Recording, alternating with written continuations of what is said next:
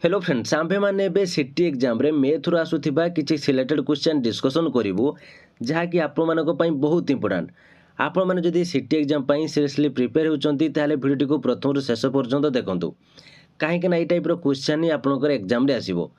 आपण माने जदि प्रतिदिन एई भली वीडियो देखिबा को चाहउचंती ताले हम चैनल को सब्सक्राइब करंतु एवं नोटिफिकेशन बटन को ऑन कर रखंतु जा फल जेतल भी हम चैनल वीडियो अपडेट हेबो आपण माने जानि परिबे और आपनकर एग्जाम पई मध्ये प्रिपरेशन करि परिबे।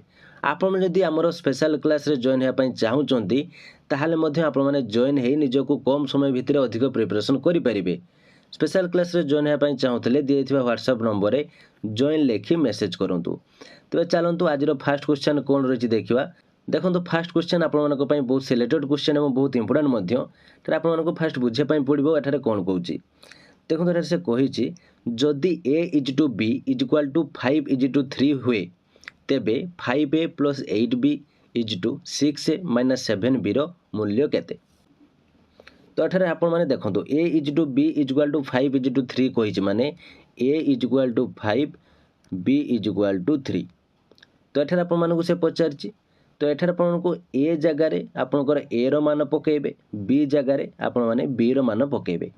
तो एठारे आपण माने एबे कहंतु एठारे कोन कहिछि 5a प्लस 8b तो मु यहाँ को एबे एठारे लिखि पारिबी कि 5 इंटू 5 प्लस 8 इंटू 3 समस्त एठारे बुझी पाले। तो एठारे से कोन कहउछि 6a माइनस 7b तो 6a माइनस 7b को मु मध्ये एमते लिखि पारिबी 6a माने 6 इंटू 5 एठारे माइनस देछि तेणु एठारे माइनस हबो 7b ताहले 7 इंटू b होछि 3। तो एठारे आपनकर केते होछि देखंतु 5 इंटू 5 प्लस 8 इंटू 3 ताले 5 इंटू 5 होछि आपनकर 25 प्लस 8 इंटू 3 होछि 24। तो एठारे सेमति केते होछि आपनकर 6 इंटू 5 30 माइनस 7 इंटू 3 21। तो 25 प्लस 24 माने 25 युक्त 24 मिसी आपनकर केते होछि 49 एठारे 30 माइनस 21 रु आपनकर माइनस आले एठारे कोन आसीबो आंसर 9। तो आपनकर राइट आंसर होछि 49 इज टू 9। तो केउ ऑप्शन टे आपनकर ठीक अछि देखंतु ऑप्शन बी होछि आपनकर राइट आंसर 49 इज टू 9। तो एई टाइप रो क्वेश्चन आपनकर आसीबो बहुत पिला एठारे कंफ्यूज होंती तो आपण माने आदु भी कंफ्यूज होंतु नाही। एई टाइप रो जदि क्वेश्चन आपन देबो आपण माने a इज टू b जहा भी आपन देइथिबो तो आपण a रो मान ताको बसेबे एवं b रो मान मध्ये ताको बसेबे बुझी पाले। नेक्स्ट क्वेश्चन चलंतु देखिबा कोन रहिछि। एक वृत्तर ओ केंद्र ठारू p बिंदु 26 सेंटीमीटर दूर रे अवस्थित एवं p ठारू वृत्तर स्पर्श बिंदु प्रति अंकित स्पर्श रेखार दैर्घ्य होछि 10 सेंटीमीटर तेबे वृत्तर व्यासार्ध केते। देखंतु एई टाइप रो क्वेश्चन आपन जत्ते बेले आसीबो म आपनको आगरु मध्ये कहिछि पूर्व क्लास रे तो आपण माने एक वृत्त करि नेबे जहाँकि आपनको बुझिया पई सुविधा हबो। देखंतु एठारे फास्ट मु मध्ये वृत्त करिके तार सेंटर पॉइंट एठारे देउछि ठारे एबे आपण माने क्वेश्चन ऊपर को आसंतु। एक वृत्तर ओ केंद्र ठारे p बिंदु 26 सेंटीमीटर दूर रे अवस्थित सपोज ओ ठारू एठारे p होउछि हमर 26 सेंटीमीटर एठारे डिस्टेंस रे से अछि बुझी पाले 26 सेंटीमीटर रे अछि एवं p ठारू वृत्तर स्पर्श बिंदु प्रति अंकित स्पर्श रेखार दैर्घ्य होछि 10 सेंटीमीटर। ताले स्पर्श रेखा माने कोन गोटे वृत्त को एक रेखा जेमति स्पर्श करिके जाइथिबो तो मु एई टाइप रे मध्ये एठारे करि परिबि स्पर्श रेखा बस। तो एठारे p ठारू वृत्तर स्पर्श बिंदु प्रति अंकित स्पर्श रेखार दैर्घ्य होछि 10 सेंटीमीटर ताले ये होछि हमर 10 सेंटीमीटर एठी से स्पर्श करिछि बुझी पाले वृत्तर एई जगह से स्पर्श करछि ना तने या एई जो पॉइंट को आमे एई पॉइंट होछि 10 सेंटीमीटर तबे से कहछि तबे वृत्तर व्यासार्ध केते ताले वृत्तर व्यासार्ध एटा हमकु से मागुछि। तो पूर्व क्लास रे जदि आपण माने मैथ करिथिबे ताले आपण माने यार आंसर टे आपण माने एबे ही जानि सारथिबे केमति होबो। देखंतु आपनको ए बाहु देइछि ए बाहु आपनको से मागिछि ताले आपण माने यार आंसर केमिति बाहर करिवे। देखंतु एठारे रहिछि 26 रो स्क्वायर माइनस 10 रो स्क्वायर रूट ओवर तो 26 रो स्क्वायर होछि केते 676 -10 ର स्क्वायर होउची 100 रूट ओवर तो 676 रु -100 गले आपनकर 576 तो 576 रूट ओवर हेले केते हिजो आपनकर आंसर 24 तो राइट आंसर होउची ऑप्शन डी 24।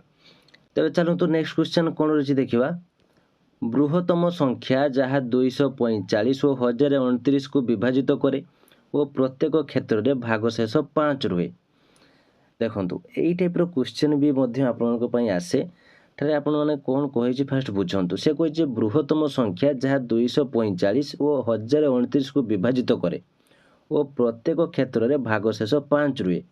एई टाइप रो क्वेश्चन आपनको बहुत इजीली आपण माने करि परिबे। फास्ट ठरे देखंतु आपण माने कोन करिवे एठारे आपनकर बृहत्तम संख्या देछि 245 1029 एवं भागशेष देछि 5 तो आप फास्ट 245 -5 कर दियंतु आपनकर केते आसीबो आंसर 240 1029 को आपण माने 5 रे माइनस कर दियंतु एठारे आपन केते आंसर आसीबो 1024 तो आपनकर एठारे 240 रहउची एठारे 1024 रहउची तो एई दुईटी संख्यार आपण मानको एबे गसागु काढिया पई पड़िबो। तो गसागु केमती काढिबे आपण माने तो समस्त जानिचंती 240 एवं 1024 रो गसागु आपण माने काढंतु। तो फास्ट एठी 2 पकेबे आपण माने समस्त जानिथिबे समस्त यारे गसागुटी को बाहर करंतु। तो मु मध्य बाहर करि दोची जहा फल रे आपण मानको बुझिया पई सुविधा हबो। 30 15 64 बस ये आपनकर गसागु आसीगला। गसागु आपनकर केते आसिला देखंतु 2 × 2 × 2 × 2 ताले आपनकर गसागु केते होउची HCF = 16 ताले आपन राइट आंसर केते 16 बुझी पाले ऑप्शन सी होउची राइट आंसर। बहुत इजी क्वेश्चन आपनको पई ए सबु किंतु आपण माने थरे जदी बुझी जिवे ए आंसर गुडी को आपण माने करि परिबे तनो वीडियो टी को आपण माने बारंबार देखंतु और बारंबार ए सब प्रैक्टिस करंतु काहे कि ना मु जहां भी एठार आपण को क्वेश्चन प्रैक्टिस करूची तो ए सब आपण माने पई सिलेक्टेड क्वेश्चन तनो आपण माने को बारंबार प्रैक्टिस करले ही आपण माने प्रिपेयर करि परिबे नहले सेमति जदी आपण माने देखि देबे सेमति आपनकर मने रहिबोनी आपण माने किछि भी एग्जाम रे करि परिबेनी। तो आपण माने को बारंबार प्रैक्टिस करंतु थरे प्रैक्टिस कर देले आपण को पई या मने रहिजो। तो फ्रेंड्स आपण मैंने जदि कम समय भितर अधिक प्रिपरेशन हो एग्जाम रे सक्सेस पाइबा चाहूँगी और आपंकर टीचर स्वप्न को पूरण करने चाहूँगी ताहले आज ही आमर स्पेशल क्लास रे जॉइन करंतु। एथिरे जॉइन हेले आपण मानको सिलेबस वाइज सब्जेक्टिव एवं ऑब्जेक्टिव क्लास सहित study material free PDF previous question WhatsApp support मिल जिवो एवं आपण मानको लाइफ टाइम एक्सेस मध्य दिया जिवो जहाँ फल आपण मैंने निजक बहुत भल भाव प्रिपेरेसन करी एग्जाम रे सक्सेस पाइबा सहित आपंकर टीचर स्वप्न को पूरण करेंगे। आम पाखे लिमिटेड सीट रही है आपण पाखे कम समय रही तेणु आप लेट नक यथाशीघ्र दिया व्हाट्सएप नंबर में जॉइन लिखि मेसेज करूँ और जॉइन ही आज आपंकर प्रिपेरेसन स्टार्ट कर दिंतु। तेज चलते एवं आम क्वेश्चन उपरक जावा। आम क्वेश्चन कौन रही गोटे जिनिसर मूल्य 65 टंका माने 65 टंका यह 15% रिहाती बिक्री करागला तेबे जिनिसटीर बिक्री मूल्य केते। तो यही टाइप रो क्वेश्चन तो आपनकर आसीबो ही आसीबो एथिरे किछि भी डाउट ही नाही। आपनकर परसेंटेज एवं आपनकर क्रय मूल्य बिक्री मूल्य लाभ क्षति ए सब तो क्वेश्चन आपनकर सियोर आसीबो। गोटे जिनिसर मूल्य 65 टंका यह 15% रिहाती रे बिक्री करागला तेबे जिनिसटीर बिक्री मूल्य केते। तो एठारे मु आपनको तीनोटी ट्रिक कहबी एठारे मु आपनको तीनोटी ट्रिक कहबी जहाँकि आपने जेकोसी ट्रिक अनुसार आपंकर एनसर टी को बाहर करें माने आपंकर एनसर टी जमती भूल न हुए। तो आपंकर सुविधा अनुसार आप जेकोसी ट्रिक यूज करी आपंकर एनसर टी को बाहर करें। तो फास्ट हूँ यार लॉन्ग ट्रिक जहाँकि आपंकर फॉर्मूला अनुसार यार एनसर टी केमती काढ़े मु तार डिटेल्स कहीदे ताठू आउ टे सर्ट्रे केमती बाहर करेंगे तार डिटेल्स कहूँ आप 1 सेकेंड यार एनसर टी केमती बाहर करेंगे मुझे आपको जनईदेवी। तो भल भाव में बुझंतु से कहे गोटे जिनिसर मूल्य 65 टका माने गोटे जिनस को से 65 टका तार दाम रही यह 15% रिहाती रे बिक्री करागला तेबे जिनिसर बिक्री मूल्य केते एठारे लिखित मूल्य केते देछि 65 टका रिहाती केते देछि आपनकर 15% माने 15%। तो बिक्री मूल्य आपण माने केमती बाहर करिवे बिक्री मूल्य रो सूत्र आपण माने जानि जंती कि लिखित मूल्य माने आपनकर लिखित मूल्य * 100 माइनस रिहाती बाय 100 बुझिपारे। तो लिखित मूल्य ठारे केते देइछे 65 इंटू 100 माइनस 15 बाय 100। तो आपण मैंने एठारे एबे यार आंसर टी को काढी परिबे, यार आंसर टी को एबे काढी परिबे कि नहीं देखंतु 65 इंटू 85 बाय 100। तो यहाँ आप काटी दिंतु आपंकर आंसर आसते 55.25। यह हूँ आपंकर आंसर माने ऑप्शन बी हूँ आप राइट आंसर। यह हूँ आपंकर लॉन्ग प्रोसेस रे माने आपंकर सूत्र अनुसार आप बाहर करें। तो ये सर्टकट ट्रिक रे केमती आप बाहर करेंगे। एठा से कौन कही जिनसर मूल्य 65 टंका 15% रियायती बिक्री करछि। तो आपण मैंने कौन करेंगे एठार देखो 15% माने एठार परसेंटेज माने आपंकर 100 आपन को जो भी शतकड़ा माने कही शतकड़ा कि परसेंटेज ताहले आपण भाबिबे सेठी 100 अच्छी। तो ये आप केमती 100 को यूज करेंगे देखूँ 65 तेणु 65 बाय 100 इंटू 15। तो आपंकर आंसर आसो के 9.75। ये जो 9.75 आसला आपण मैंने 65 माने 65 सहित 9.75 को आप माइनस कर दिखाँ आप आंसर आसीज 55.25। यह हूँ गोटे सर्टकट ट्रिक आप अनुसार बाहर करेंगे। तेज चलते आप गोटे सेकेंड आंसर टी को आपमती बाहर करेंगे। किसी भी आप पेन पेपर यूज नक यार आंसर टी को बाहर करेंगे। देखो एठार से कही कौन 65 टंका एवं 15% रिहाती। तो आपण मैंने एठारे कौन करेंगे एठारे मुझे कही परसेंटेज माने 100 भल मन रखते एठारे परसेंटेज अच्छी माने एठारे आपंकर 100 अच्छी ताकू आप यूज जदि करेंगे ताले आंसर टी को बाहर करेंगे। एठार से कौन कही मूल्य हूँ 65 टंका 15% रिहाती। तो एठारे आप कौन करेंगे ना फास्ट 65 इंटू 15 पूरा गुणन कर दिंतु। एबे परसेंटेज को टिके अलग रखु 65 इंटू 15 आप गुणन कर दिंतु आंसर आसीज के 975। तो 975 आपंकर परसेंटेज थिला मु आपको बाहर करने कही केवल एठारे 65 और 15 को नापी कही। तेणु ये जो आपंकर परसेंटेज रही 65 इंटू 15 को आप गुणीदेले 975 आसला बाय 100 एठारे कर दिंतु। तो 100 करदे एठारे देखो आप 975 बाय 100 तो आपंकर एठारे 100 अच्छी माने एठारे आपंकर केमती हम आपंकर 9.75 हम नुहे कि ये दुईटा शून्य अच्छी मैंने दुईटा संख्या छाड़ी आपंकर पॉइंट बसो ताले 9.75 बास जो 9.75 है आपंकर 65 सहित माइनस कर दिंतु 65 सहित 9.75 माइनस कर दिंतु आप आंसर पाइबे 55.25। तो तीनोटी ट्रिक रू आप जेकोसी ट्रिक एठारे यूज करेंगे किसी भी प्रॉब्लम नहीं बुझीपारे। नेक्स्ट क्वेश्चन देखो कौन रही 210 एवं 55 गसागु केते 210 एवं 55 गसागु आप समस्ते बाहर करेंगे। एथरे मते कौन भी किसी भी कहवाई पड़ो ना 210 एवं 55। तो आप पकातु एठारे 5 पकईदे आपंकर एठारे आसीज 42 एठारे 11 तो आपंकर एससीएफ आसीज 5। तो ऑप्शन सी हूँ राइट आंसर।